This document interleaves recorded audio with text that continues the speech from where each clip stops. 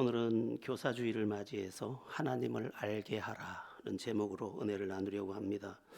우리의 인생에서 만나는 교사는 매우 중요합니다. 어떤 교사를 만났느냐에 따라서 그 인생이 아주 차원이 다르게 달라질 수 있기 때문입니다. 특별히 그 스승이 하나님을 아는 사람일 때 그의 인생은 참으로 눈부시게 될 수 있습니다. 콜 게이트라고 하는 유명한 사람이 있습니다. 그가 유명한 이유는 여러 가지가 있는데 그 중에 특별한 이유는 그의 11조 때문입니다. 그의 11조가 얼마나 금액이 많았는지 그의 11조만을 계산하는 사람이 전담 직원이 30명이었습니다. 그러니까 여기 콜게이트라는 이 사람의 사업이 얼마나 번성했는지 이 11조를 계산해서 하나님께 온전히 드리기 위해서 전적으로 그 일만 맡아서 감당했던 사람이 30명입니다. 그러니까 얼마나 엄청난 금액의 수익을 올려야 11조를 30명이나 되는 사람들이 전담해서 계산할 수 있었겠습니까?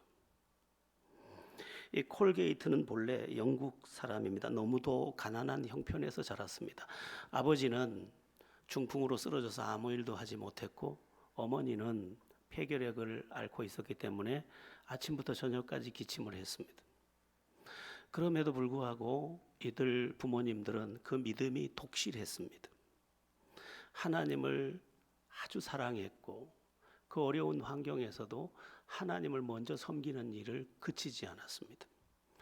그리고 여기 콜게이트, 윌리엄 콜게이트, 이 어린 콜게이트에게 항상 말했습니다. 하나님 먼저, 예배 먼저. 그렇게 평생을 네가 섬겨야 한다. 그것이 가장 복된 것이다. 그리고 네가 어떤 일을 해서 수익이 발생했을 때는 가장 먼저 제일 소중한 곳에 11조를 구분해 두고 그것을 먼저 하나님께 드려라. 그리고 목사님의 말씀을 하나님의 말씀처럼 들어라. 이것을 끊임없이 가르쳤습니다. 그리고 그 모범을 그 부모님이 보여주셨습니다. 아픈 중에도. 드디어 이 콜게이트가 18살이 될 때 성인식을 치르고 이제 내가 성인이 되었기 때문에 나도 스스로 자립해서 저 어머님, 저 아버지에게 치료도 해드리고 또 어머니, 아버지가 바랬던 그 하나님을 섬기는 삶을 살겠노라 다짐하고 미국으로 건너가는 배를 타게 됩니다. 그리고 뉴욕 맨하탄에 있는 한 비누 회사에 취직을 하게 됩니다. 근데 어떻게 된 일인지 이 당시에 그 콜게이트의 집안에서는 그 비누를 만들거나 초를 만드는 것을 가업처럼 이어오고 있는 집이었습니다.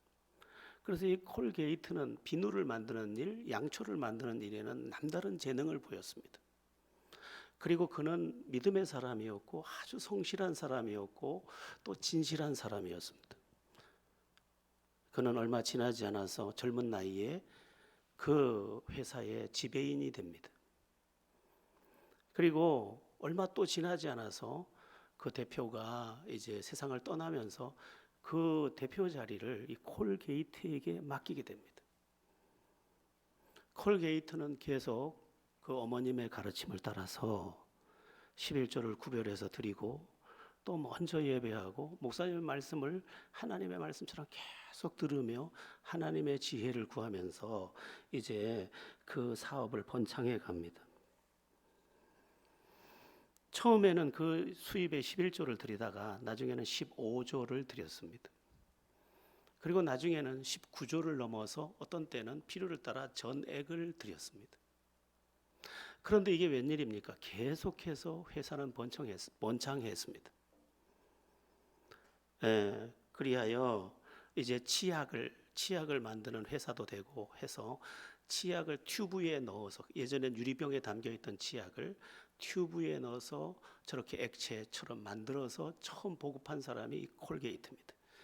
이 튜브에 들어간 치약은 전 세계의 판로를 열면서 어마어마한 기적을 몰아오기 시작했습니다. 그는 항상 말했습니다. 나의 소중한 오른쪽 주머니에는 11조, 그 왼쪽 주머니에는 이익을 담는 재투자. 그로 인하여 이 전 세계 시장에 콜게이트 치약, 콜게이트 비누, 이것으로는 생활용품으로는 지금도 세계 1위의 기업을 유지하고 있습니다. 물론 지금 콜게이트는 세상을 떠났고 그 콜게이트로 인해서 세워진 미국 맨하탄에 콜게이트 대학이 있는데 그 어떤 조사에서 15위 안에 드는 명문 대학으로 아직까지 자리 잡고 있습니다.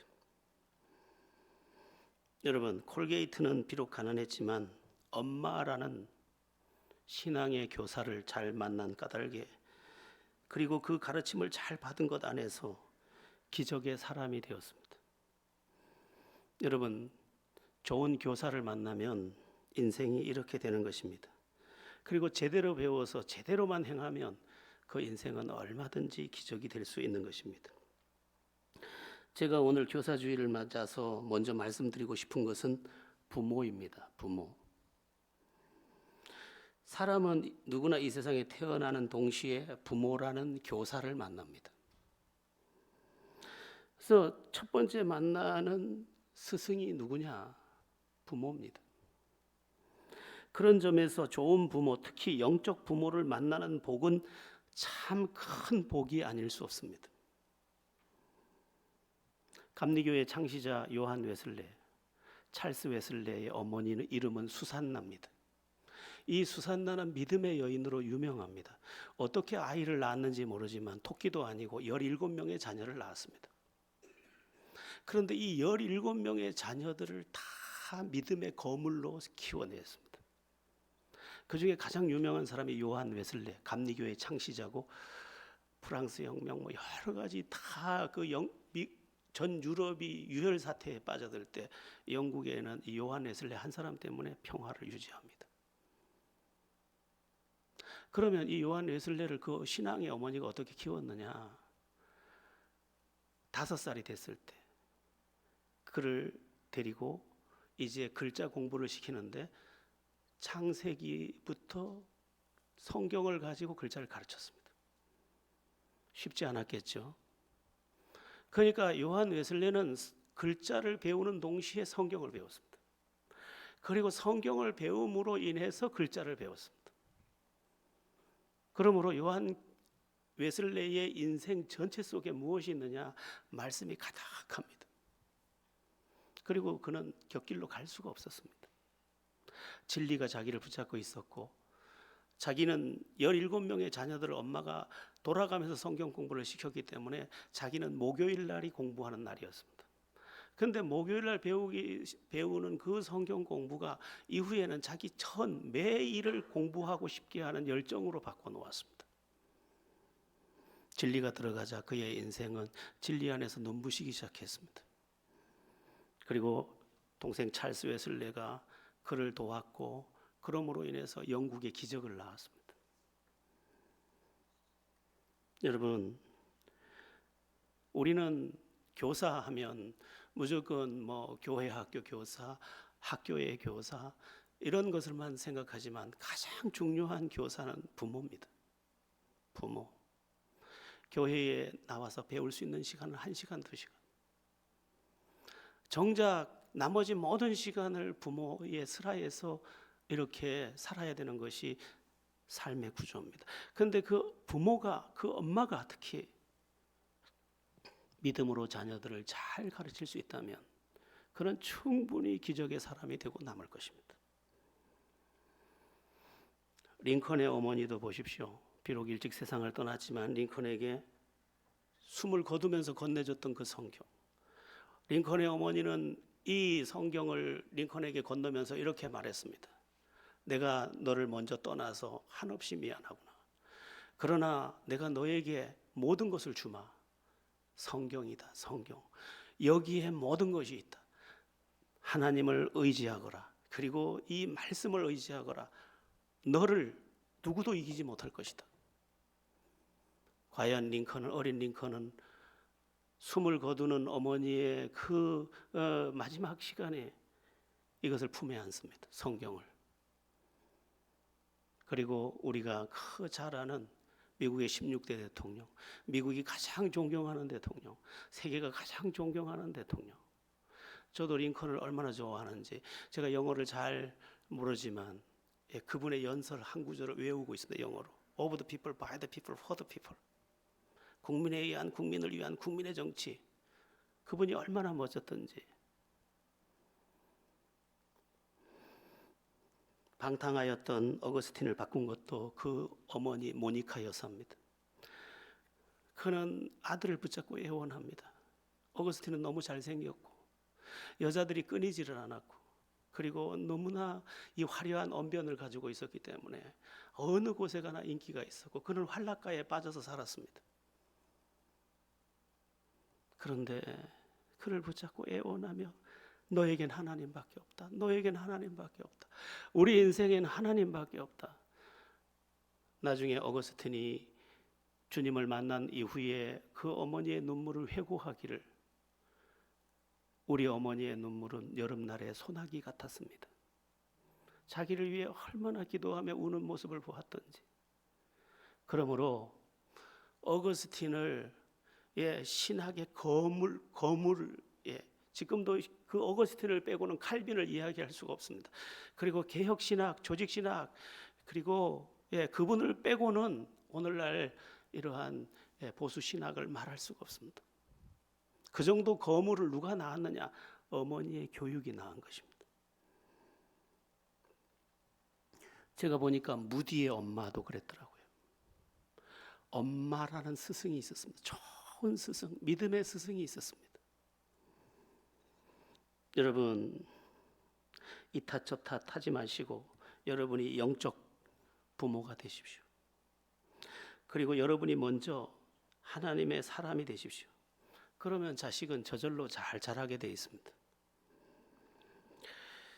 좋은 부모로서의 좋은 교사, 그 최고의 비결 가운데 한 가지를 또 꼽으라고 하면 믿음 안에서 행복한 부모가 되는 것입니다. 부모가 불행하면 자식은 행복하기가 어렵습니다. 그런 점에서 그리스도인 된 우리 부모들은 먼저 주님의 은혜 안에서 감사하고 기뻐하고 늘 그의 입술에서 나오는 믿음의 고백과 찬양과 경배를 아이들이 보아야 합니다. 하나님이 살아계시잖아. 하나님께 감사해. 행복과 연관해서 부부가 서로 믿음으로 사랑하며 사는 모습도 아이들에게 좋은 가르침이 됩니다. 아, 이렇게 사는 거구나. 믿음의 가정은 이렇게 아름다운 거구나 하고 아이 안에 깊은 행복의 그 강이 흐르게 되어 있습니다. 그리고 이후에 그는 행복한 가정을 이루게 되고 믿음의 가정을 이루게 되고 하나님께 영광을 돌리게 되는 것입니다. 여러분, 아이들은 가르치는 대로 배우는 게 아니라 보고 배우는 경우가 더 많습니다. 심지어 그 무뚝뚝함까지 그대로 배웁니다. 이기적인 모습, 감춰진 그 나쁜 마음들까지 다 이상하게 카피가 다 됩니다. 참 신비합니다. 그 작은 불평도 다 배우고 그 짜증도 다 배웁니다. 그래서 나는 이렇게 살더라도 너는 행복했으면 좋겠다고 하는데 못 살아냅니다. 배우지를 못했기 때문에. 그러므로 자식을 부모의 거울이다 이렇게 말하는 것입니다. 그리스도인 된 여러분의 삶, 마음, 삶의 방식, 삶의 내용, 또 그 잔잔한 평화, 그리고 가슴 깊이에서 흘러나오는 그 선함들, 이것이 우리 아이들의 가슴을 적셔야 합니다. 그렇지 않으면 절대로 아이들은 절대로 나도 인정하지 않을 뿐만 아니라 이 믿음의 길을 따르지 않습니다. 믿음 안에서 건강한 자존감을 가진 부모가 되는 것도 매우 중요합니다. 제가 어떤 책을 보니까 비록 그 형편이 가난해도 그 가난으로 인한 열등감이 없는 부모 아래서 자란 자식들은 아무런 결핍을 느끼지 못하는 것으로 나와 있습니다. 아무리 돈이 없어도 슬픈 기색을 하지 않고 누군가를 탓하지 않고 원망하지 않으며 감사하면서 매일을 사는 가난한 부모 밑에 자식은 오히려 그 부모를 더 귀하게 여기는 것으로 드러나 있습니다. 서울대에서 입학생들을 가지고 설문조사를 했답니다. 그래서 이상하게 가장 존경하는 인물이 누구냐고 물었을 때 시골에서 우직하게 농사짓는 그 자식들이 고백한 대부분의 고백이 우리 부모님요 이러더라는 거예요. 돈 많이 대준 자기 엄마를 말하는 게 아니에요. 가난하지만 땀 흘리고 아무 말 하지 않고 밥상 차려주고 예배당 종소리 따라서 아침마다 나가 자식을 위해 우는 그 자녀가 누구를 가장 존경하느냐고 물었더니 우리 엄마요, 우리 아빠요 하더라는 거예요. 여러분, 어떻게 내 마음대로 됩니까? 인생이 부자 되고 싶다고 다 부자 될 수 있는 거 아니잖아요. 가난할 수 있습니다. 그러나 영적 건강함은 우리 안에 내면에 있어서 내 자식이 나를 볼 때도 우리 엄마는 언제나 감사하는 사람이야. 어떤 경우라도. 믿음은 위대해. 어떻게 저런 지경에서도 감사하고 찬양하고 경배하지? 이게 아이들을 더 온전케 하는 길입니다. 여러분, 부모는 먼저 교사가 되는 겁니다. 저도 부모로서 아슬아슬한 길을 걸어왔습니다. 혹시라도 잘못 보일까 봐. 자식이 얼마나 무서운 대상입니까? 내가 가장 사랑하는 그 아이가 혹시라도 나 때문에 잘못 배우고 잘못 큰다면 나의 죄가 얼마나 큰 것입니까? 그래서 제가 그냥 사는 듯 했지만 절대로 그렇지 않았습니다. 언제나 조심했죠. 아이들은 금방 큽니다. 아까 우리 진우 촛돌 이야기했지만 저만큼 어른이 돼서 이제 다음 세대를 이끌어가야 되는 그 자리에 있지 않습니까? 금방입니다. 크리스찬된 부모, 엄마 여러분, 아버지 여러분, 여러분이 좋은 자녀들에게 좋은 교사가 되십시오. 교회는 그 길을 일주일에 한 번 딱 짚어줄 뿐입니다. 여러분이 이제 해내야 합니다. 제가 이 교육부서 이 예배를 이렇게 생각하면서 그냥 오늘 분위기가 좋다고 되는 게 아닙니다, 여러분. 우리가 인간의 흥분으로 될 것 같으면 노래방이 훨씬 낫습니다. 그렇게 되는 게 아닙니다. 진리가 흐르고 성령이 운행하고 하나님이 만지신 감동이 안개처럼 그를 가서 덮어줘야 되는 겁니다. 제가 요즘에 밴드에다가 찬양을 하나씩 올리는데 저는 그 찬양을 제가 꼭 듣고 올립니다. 그 찬양을 들으면서 그 어떤 그 백인이 피아노 반주를 하면서 이렇게 찬양을 하는 거 보면 다 알아듣지도 못하는데도 제가 어느새 그 은혜 안에 잠기는 것을 봅니다. 꾸미지도 않았고 화려하지도 않고 가장 소박한 진실을 여기에 건반에 올려놓았는데 그리고 그 선한 목소리가 흘러올 때 아무리 강철 같은 마음이라도 다 녹을 수밖에 없겠구나 이런 생각을 하면 보고 있습니다. 여러분, 여러분의 자녀가 얼마나 귀합니까? 여러분의 자녀를 위해서 여러분이 먼저 좋은 크리스찬이 되십시오. 그리고 좋은 영향력의 사람이 되십시오. 그때 나도 모르게 우리 아이가 도리어 나를 상담해주고 나를 위로해주고 믿음을 말하는 그리고 다음 세대를 이끌어가는 이 시대의 주자로 세워져 있는 것을 보게 될 것입니다. 특별히 오늘 교사주일인데 예수 믿는 우리들, 자식을 둔 부모, 또 하나님을 아는 교사가 그러면 우리 자녀에게 또 학생들에게 또 어떤 사람에게 가르쳐야 할 내용이 무엇인가? 그것을 오늘 살펴볼 것입니다. 하나님을 알게 하는 것인데, 전체적으로 말하면 하나님을 그로 하여금 하나님을 알게 하는 것인데, 구체적인 내용, 그 내용이 뭐냐? 3절부터 하나씩 조금씩 살펴보겠습니다. 먼저 3절을 한번 읽어보겠습니다. 시작. 여호와를 의뢰하고 선을 행하라. 땅에 머무는 동안 그의 성실을 먹을거리로 삼을지어다. 우리는 우리의 자녀들과 다음 세대들과 또 성도들에게 누군가에게 하나님을 가르쳐야 하는데, 그 하나님을 가르쳐서 그 하나님을 의지하도록 만들어줘야 하는 것입니다. 우리가 이제 우리 다음 세대들에게 뭘 가르치느냐? 하나님을 알게 하고 그 하나님을 의지할 수 있도록 가르치는 것입니다. 하나님을 의지한다는 것은 하나님을 기대고 산다는 것인데, 이게 실제가 되게 하는 것입니다. 아이가 와서 묻습니다. 아빠, 내가 이럴 때 어떻게 하면 좋을까? 그래서 아빠도 잘 모르겠는데 하나님을 의지해라. 하나님을 의지해. 이게 엄청난 대답입니다.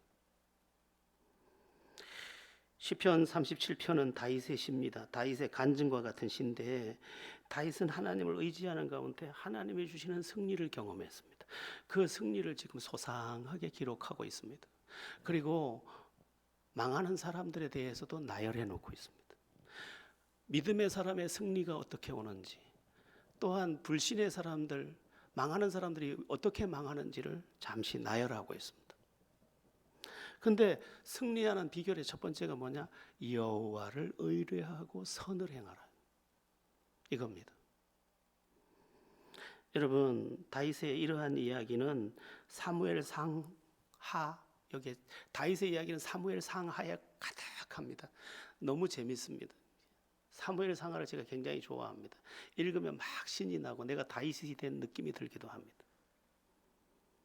사무엘 상이 시작되고 사무엘 상이 중반쯤 갔을 때 이 다윗은 정말 초라한 목동입니다. 그는 아무것도 가진 게 없습니다. 그가 시편에서 한번 고백했듯이 부모는 나를 버렸으나 여호와께서는 나를 영접하시리로다. 가족들도 다윗을 대수롭게 안 여겼다는 거예요. 그러니까 다윗은 아무것도 없어요. 그런데 그에게 믿음 하나가 있었습니다. 하나님을 알고 있어요. 그런데 대비되는 사울 왕은 모든 것을 가지고 있습니다. 군사력도 갖고 있고 돈도 갖고 있고 권력도 갖고 있고 다 갖고 있습니다. 그런데 그에게 하나가 없는데 믿음이 없습니다. 결국에 가서 어떻게 되느냐? 사무엘 상이 끝나는 지점에 가면 사울 왕은 완전히 망하고 다윗은 왕이 되어 있습니다. 지난번 한번 말씀드렸죠. 이게 뭔 이야기냐? 하나님을 실제로 의지하는 사람이 모든 조건을 다 갖춘 사람보다 더 강하다는 거예요. 하나님을 의지하는 거예요. 그래서 오늘 5절 본문에도 보면 하나님을 의지하면 저가 이루신대요. 우리가 그러면 하나님을 실제로 의지하고 있느냐? 아닙니다, 여러분. 저도 제 자신에게 가끔 묻습니다. 진왕년, 너는 하나님을 의지하고 있어? 아닌 것 같아. 의지하는 척하는 것 같아. 하나님, 내가 실제로 하나님을 의지할 수 있도록 도와주소서. 그래서 아주 다급한 일이 닥칠 때는 제가 침묵합니다.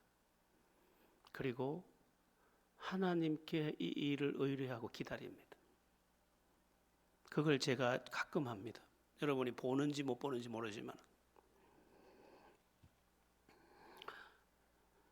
여러분 자신도 하나님을 의지하는 법을 배우십시오. 그리고 여러분의 자녀, 그리고 여러분이 가르치는 주일 학생, 또 누군가의 지체에게 하나님을 말해주고 하나님을 의지하게 하십시오. 하나님은 전능하신 분이다. 하나님은 책임지시는 분이다. 하나님은 인도하시는 분이다. 하나님은 최후 승리를 준비하셨다. 하나님을 의지해라. 이렇게 말해줄 수 있는 여러분들이 되어야 합니다. 그 이야기가 아이에게 들리면 그 아이는 그거 하나로 다윗처럼 되는 것입니다. 계속해서 4절을 보겠습니다. 4절입니다. 우리 4절 본문 합독합니다. 시작. 또 여호와를 기뻐하라. 그가 내 마음의 소원을 내게 이루어 주시리로다. 여호와를 기뻐한다는 것은 아이가 엄마를 좋아하는 것과 같은 것입니다. 아이는 경험했습니다. 엄마를 부를 때마다 엄마가 그 사랑의 손길을 주는 것을, 그리고 엄마가 좋은 것을 가지고 오는 것을 날마다 경험했습니다. 그래서 저쪽에서 엄마가 문을 열면 아이는 벌써 웃습니다. 엄마가 기쁜 겁니다. 그것처럼 하나님을 경험한 사람들, 그리고 하나님을 실제로 아는 사람들은 하나님을 기뻐한다는 거예요. 네가 그렇게 돼야 된다는 거예요. 네가 하나님을 경험하고 하나님을 기뻐하는 사람만 되면 네 인생은 하나님이 이루어지는 소원 안에 도착한다는 거예요.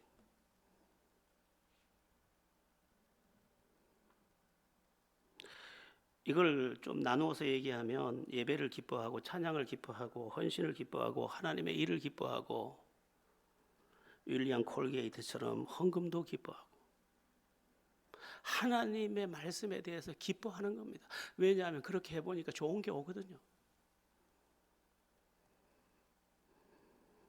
하나님을 알기에 하나님을 자꾸 더 좋아하는 겁니다. 여러분은 하나님을 기뻐하십니까? 하나님을 기뻐하게 되면 여러분의 삶은 그늘에서 벗어날 수 있습니다. 왜냐하면 그분은 빛이시기 때문에. 내가 기뻐하는 그분이 빛이시기 때문에 내 삶의 그늘을 다 벗겨줍니다. 이것은 큰 것입니다. 그늘진 사람들 너무 많아요. 모난 사람들 너무 많아요. 그런데 하나님을 기뻐하다 보니까 내 인생 맑음으로 바뀌었어요. 이제 5절을 읽어보겠습니다. 5절입니다. 5절 합독합니다. 내 길을 여호와께 맡기라. 그를 의지하면 그가 이루시고. 여러분 인생을 살다 보면 어려운 일 많습니다. 해결 못할 일 많습니다. 저도 지금 해결 못할 일 딱 안고 있습니다. 그런데 하나님이 말씀하시잖아요. 여호와께 맡기라. 그를 의지하면 그가 이루시고. 우리 자녀들에게도 말하는 거예요. 그래 어렵겠구나. 얼마나 힘겨웠니. 그러나 하나님께 맡겨봐. 그리고 기도해봐. 그를 의지하면 그가 이루실걸. 이 말을 하고 나도 그것을 믿고 같이 기도하는 것입니다. 그랬더니 내 의를 빛같이 나타내시면 내 공의를 정오의 빛같이 하시리로다. 이 가장 빛이 찬란한 때가 정오인데 네 인생을 눈부시게 할 거라는 거예요. 이 얼마나 놀라운 약속입니까? 여러분 인생 짧습니다. 근데 매일 그늘져 있으면 너무 슬프잖아요. 내 인생에도 빛이 임하고 그 빛이 내 인생의 감사의 노래가 되고 내 빛이 또 누군가를 비춰서 그의 길을 열어주고 얼마나 아름다운 것입니까? 이것이 신앙의 또 다른 재미입니다. 맡겼는데 길이 없었는데 길이 나타나니까 이게 신앙의 맛이 아니겠습니까? 매일 내가 해결하느라고 막 짜증이 나고 그만 막 어쩔 줄을 모르고 머리 풀고 이건 안 된다.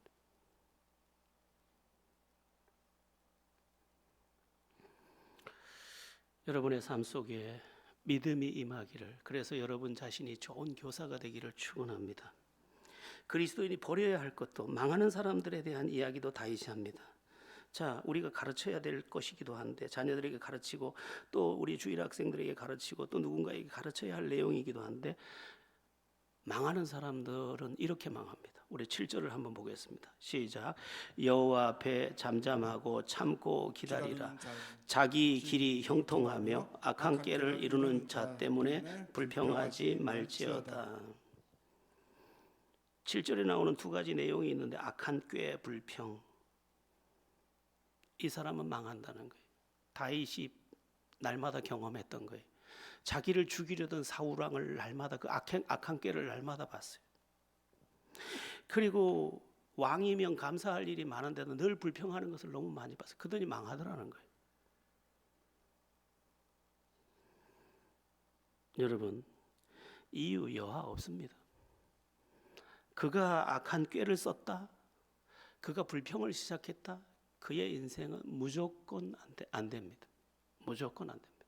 되는 것 같아도 그가 300m를 올라갔으면 300m를 곧 추락할 것입니다. 믿음의 사람은 사실 불평하지 않습니다. 왜냐하면 이 일이 억울하지만 하나님의 뜻이 계신 줄 믿기 때문입니다. 우리는 합력해서 선을 이루시는 하나님을 의지하고 있습니다. 그러니까 불평할 거 없어요. 누가 나를 아프게 해, 그러면 우린 고백합니다. 악인도 악한 날에 적당하게 지으셨느니라. 아멘.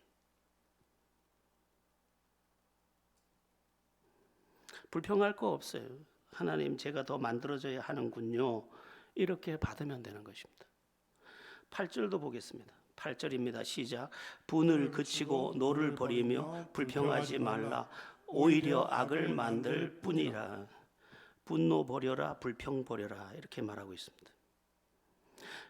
분노도 화가 그치면 재앙도 그치리니. 분노가 누구에게나 솟구칠 수 있습니다. 인간은 그런 감정의 동물이에요. 근데 살포시 내려놓는 겁니다. 이렇게 내려놓으면 됩니다. 하나님, 정말 화가 납니다. 그러나 이것 또한 하나님께 맡겨드립니다. 이게 내려놓음이에요. 정말 변명하지 못하는 이 마음이 억울합니다. 그러나 맡겨드립니다. 이렇게 하는 거죠. 그리고 또 따라서 불평하지 말지어다. 오히려 악을 만들 뿐이라. 자기는 정당하다고 말하는데 그게 또 악이 되더라는 거예요.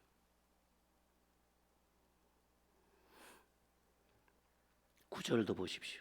9절 읽겠습니다. 시작. 진실로 악을 행하는 자들은 끊어질 것이나 여호와를 소망하는 자들은 땅을 차지하리로다. 악을 버리라는 거예요. 아이들에게도 자꾸 악을 버리게 해줘야 됩니다. 그 주머니에서 쓰레기를 꺼내서 버려주듯이 그의 마음에서 자꾸 악을 빼내줘야 합니다. 만약 그 아이가 악하면 그 아이는 그 악으로 인해 반드시 망할 것이니까. 그게 부모가 할 역할이기도 하죠. 여러분, 잘 배워야 합니다. 먼저. 근데 잘 배우는 것이 쉬운 게 아닙니다. 예배의 자리에 나와서도 잘 배워야 합니다. 잘 들어야 합니다. 그러면 삽니다. 잘 듣는 방법이 뭐냐? 앞에 세운 사람을 인정하면서 듣는 겁니다. 그러면 들립니다. 제가 지난번에 대구에서 한국이사회, 예수제자운동 한국이사회가 대구에서 모였습니다. 그래서 저를 보고 메시지를 좀 전해달라고 해서 제가 올라가서 메시지를 전했습니다.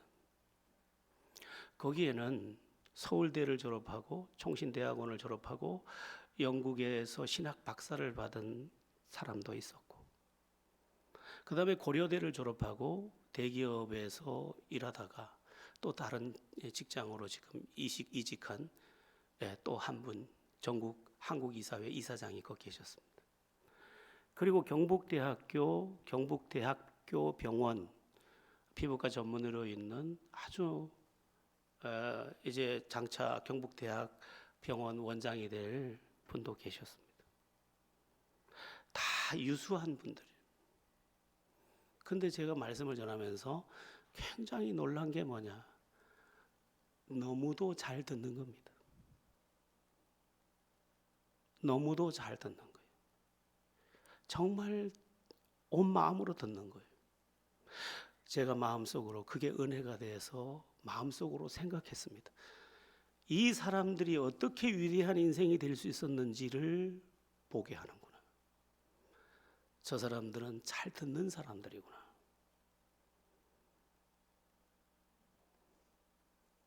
잘 듣다 보니 어느 날 자기가 굴지의 자리에서 리더라는 이름으로 이 시대의 한 페이지에 장을 열고 있는 것입니다. 잘 들으셔야 합니다. 예배할 때도, 공부할 때도. 예. 지금 창원대학에서 교수로 있다가 퇴직한 제 친구를 보면 이게 수업 시간에 걔 뒷모습이 다릅니다. 마치 애가 저 안으로 빨려가는 것처럼.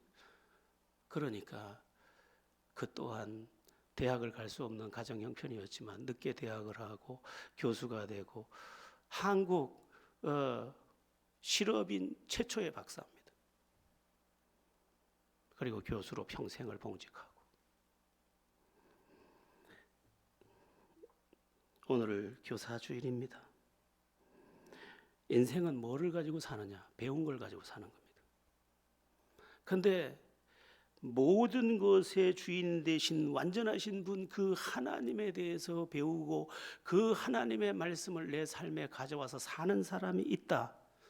그는 산골짜기에서 태어났든 섬에서 태어났든 아무도 찾아갈 수 없는 오지에서 태어났든 상관없이 그는 기적의 사람이 될 것입니다. 그의 환경이 나빴어도 상관없습니다. 그가 배운 것은 또한 그가 살아가는 그 길에는 하나님이 계실 것이기 때문입니다. 교사주일에 다시 한번 생각합시다. 나는 부모로서 영적인 교사인가? 그리고 나는 하나님을 말해줄 수 있는가? 그리고 나는 하나님을 의지하게 하는가? 그리고 그분 안에서 선한가? 이것만 되면 우리 아무것도 안 해도 그들이 더 멋진 인생을 살아낼 것입니다. 잘 깨닫고 믿음의 교사로 승리하는 모두가 되기를 예수의 이름으로 축원합니다.